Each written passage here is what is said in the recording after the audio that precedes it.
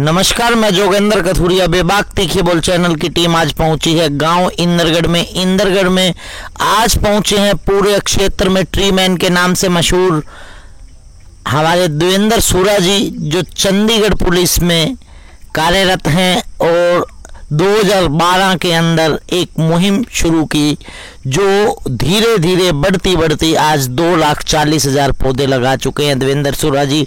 अब हमारे साथ हैं। मैं देवेंद्र जी से जानना चाहते हैं सभी दर्शक कि ये मुहिम आपके मन में क्या आया पौधे लगाने का, कि जो ये मुहिम शुरुआत कर आज 2,40,000 पौधे लगा चुके हैं। नमस्कार जी। जोगिंदर जी, जैसे आप बता रहे हैं तो ये तो पहले से ही बुजुर्गों ने या हमारे ग्रंथों में वेदों में लिखा हुआ है। जो प्रकृति के साथ जो व्यक्ति ने जुड़ाव रखना चाहिए, इससे एक संतुलन बना हुआ, पूरी जीवन चक्कर बना हुआ, जिससे पक्षी हैं, पशु हैं या और भी वातावरण शुद्ध रहता है। क्योंकि प्रत्येक जीव कहीं न कहीं प्रकृति से, वातावरण से जुड़ा रहता है। तो इसलिए पहले जिन बुजुर्गों ने पौधारोपण किया है, आप देखोगे प्रत्येक गांव में कहीं ना कहीं जो तालाब पर या हॉस्पिटल में कहीं ना कहीं आपको बड़े वृक्ष जरूर आएंगे, जैसे भारतीय प्रजाति के बरगद है, पीपल है, नीम है। तो इस तरह से पहले से ही ये परंपरा चली हुई है। लेकिन मैं जब चंडीगढ़ पुलिस में सिलेक्ट हुआ एक सिपाही के पद पर 2011 में, तो वहाँ जाके मैंने देखा जो वहाँ चंडीगढ़ सिटी है, जो वो एक प्लानिंग सिटी है, उसको प्लान से बसाया गया है। जो फ्रांस के जो एक इंजीनियर थे कार्बूजियर, उन्होंने एक प्लान सिटी बसाया हो। एक पूरी लाइन के माध्यम से पेड़ लगाए गए हैं, जैसे बड़ी बड़ी लाइन है वहाँ पूरे रोड पे पिलखन का रोड है, अर्जुन का रोड है, चक्रेसिया का रोड है। एक मतलब औषधीय पौधों के अलग अलग सेक्टर हैं, जैसे 36 सेक्टर में अपना हरड़ के पौधे हैं, बहेड़े के पौधे हैं। तो इस तरह से चंडीगढ़ को एक ग्रीन सिटी बनाया गया है। तो जिस शहर को एक प्लान से ग्रीन बनाया जा सकता है, उसी तरह हम हरियाणा में प्रत्येक गाँव को भी इसी तरह से ग्रीन बना सकते हैं। और एक सिस्टम वाइज तरीके से, जैसे औषधीय पौधे हैं या फलदार पौधे हैं, अलग अलग वाटिका का नाम देकर उनको अलग अलग लगा सकते हैं। आप समाज को क्या संदेश देना चाहते हैं, वो आपकी इस मुहिम को कैसे आगे बढ़ाएं और आपका आगे का क्या उद्देश्य है? देखो, समाज को मैं यही संदेश देना चाहता हूँ, क्योंकि मैं समाज में पहले हमारे पर्यावरण से जो बुजुर्ग जुड़े हुए थे, उनसे प्रेरणा लेकर मैं समाज को यही संदेश देना चाहता हूँ। प्रत्येक व्यक्ति को अपने जीवन में एक पेड़ जरूर लगाना चाहिए, क्योंकि हिंदू धर्म में एक पेड़ तो व्यक्ति जब उसको मरता है, साथ में दाह संस्कार होता है, एक पेड़ की लकड़ी तो वैसे ले जाता हो। और इस तरह से हमें एक पेड़ तो अपने जीवन में लगाना चाहिए।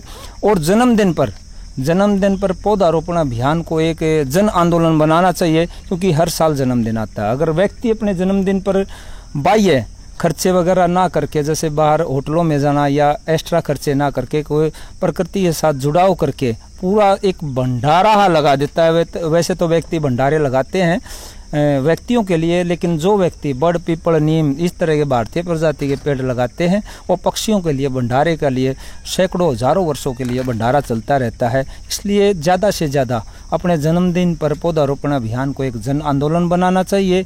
और घरों में या घेर में अच्छे फलदार या छायादार वृक्ष लगाने चाहिए। खेतों में जैसे शीशम है या सहतूत है, इस तरह के वृक्ष लगाने चाहिए और औषधीय वृक्ष लगाने चाहिए।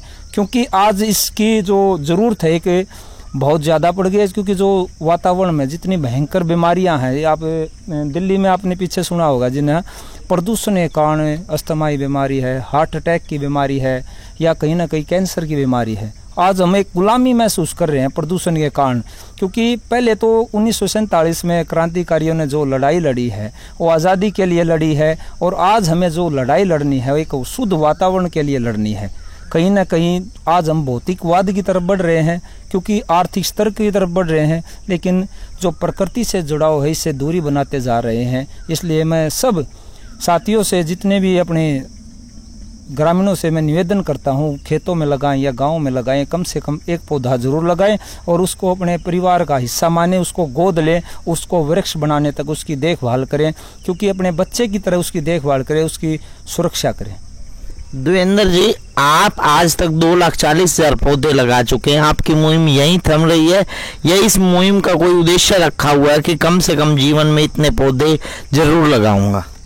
देखो, कोई स्पेशल हमारा कोई टारगेट नहीं है। जब तक जीवन है उस समय तक हम पौधे लगाते रहेंगे और लगातार युवा साथी जुड़ते रहते हैं। कई हजार युवा साथी जुड़े हुए हैं हमारे से, और इस अभियान को एक जन आंदोलन बनाने के लिए नदी की तरह हमारा अभियान चलता है। इसके लिए कोई विशेष नहीं, जैसे नदी अपना रास्ता बनाती है, धीरे धीरे चलती है, इसी तरह हम कोई भी हमारे ऊपर कोई बर्डन नहीं है। अब हमने इतना टारगेट पूरा करना है, पूरे जीवन एक धीरे धीरे इस अभियान को बढ़ाना है और गांव-गांव इस अभियान को लेकर जाना है। देवेंद्र जी, लोग पेड़ लगाते तो बहुत हैं पर उनमें से ज्यादातर पौधे टूट जाते हैं, खराब हो जाते हैं। आप समाज को, युवा साथियों को जो ये पेड़ लगाते हैं, उनको कोई संदेश देना चाहें कि वो इस पेड़ की रक्षा भी करें, उसको चलाएं भी, उसके बीच में और क्या क्या कदम उठाएं ताकि वो पेड़ वृक्ष बन जाए, जो पौधा लगाया हुआ है वो वृक्ष का रूप ले ले? सबसे पहले तो जब हमारे मन में ये आता है हम वृक्ष लगाते हैं, सबसे पहले हमें ये भूमि का चयन करना चाहिए। भूमि कैसी है, उपजाऊ है या वैसी है? अगर वो भूमि उपजाऊ ही नहीं है तो वहाँ वृक्ष कैसे होंगे? और फिर वहाँ का पानी देखना चाहिए, भाई उनमें पानी कैसा, मीठा पानी होना चाहिए। सुरक्षा को प्राथमिकता देनी चाहिए। अगर सुरक्षा ही नहीं होगी तो पेड़ कहाँ से होगा? इन मुख्य बिंदुओं को ध्यान में रखते हुए हमें वृक्ष लगाना चाहिए। और जैसे आप बता रहे हैं, पेड़ तो लगाते हैं बहुत से व्यक्ति, लेकिन चल बहुत कम पाते हैं। इसका मुख्य कारण ये है कि व्यक्ति का जुड़ाव वृक्ष से नहीं बन पा रहा है। जो व्यक्ति का जुड़ाव वृक्ष से बन जाएगा, पेड़ नहीं मर पाएगा। क्यों? इतनी बड़ी बात नहीं है। लोग लाखों ईंट अपने घर को बनाने में लगा देते हैं, क्या एक वृक्ष पे 200 ईंट नहीं लगा सकते? तो ये तो इतनी साधारण सी बात है कि उसके मन के भाव के ऊपर है, उसमें कितना त्याग है।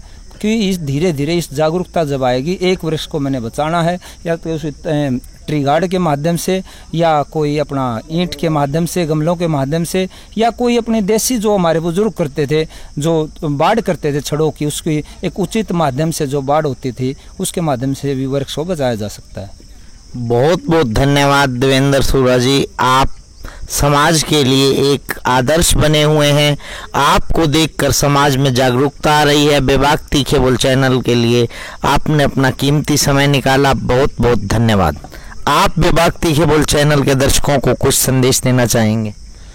देखो जी, मैं बेबाक तीखे बोल दर्शकों को यही संदेश देना चाहता हूं, जो ग्राउंड स्तर की रिपोर्ट जोगिंदर जी ले रहे हैं, और इनके चैनल को ज़्यादा से ज़्यादा प्रसारित करें, सब्सक्राइबर करें, इसको शेयर करें। मतलब इसको एक ग्राउंड स्तर पर, क्योंकि बड़े बड़े चैनल हैं जो धरातल स्तर की रिपोर्ट नहीं ले पाते हैं, तो इस तरह से इनके चैनल को ज़्यादा से ज़्यादा युवाओं में फैलाएं। और इस जो है जागरूकता को, तीखे बोल है इसको, जो अपनी देसी भाषा में बोलते हैं तीखे बोल, मतलब जो सच्चाई के साथ इसको ज़्यादा से ज़्यादा बढ़ाएं।